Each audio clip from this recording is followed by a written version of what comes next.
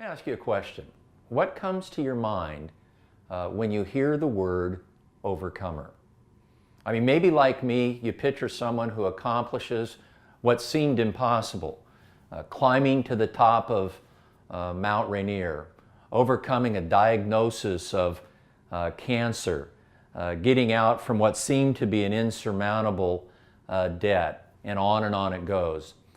Jesus is obviously the most awesome example of being an overcomer, as he by himself overcame the problem of sin by his death and resurrection.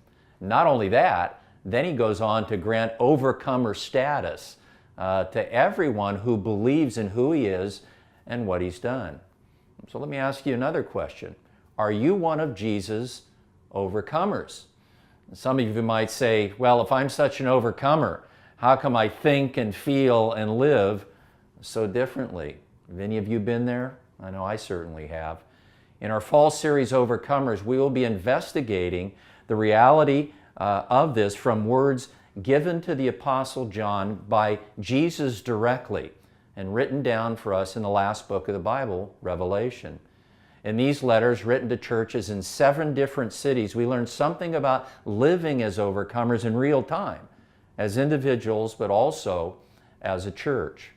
We'll examine these letters on Sunday morning, dig deeper in our weekly small groups, and Lord willing, experience the kind of life change that will enable us to live out who we really are, overcomers.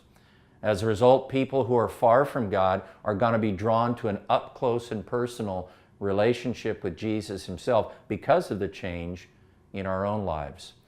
We begin on Sunday, September 29th, and conclude mid-November. I want to urge you to join us every Sunday morning and actively participate in one of our small groups out in the regions.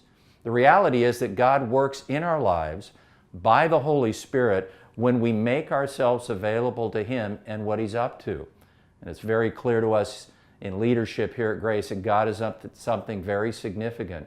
The elders and the pastors love each of you dearly. We're praying for this important season in the life of our church, and I'm looking forward to being with you very, very soon.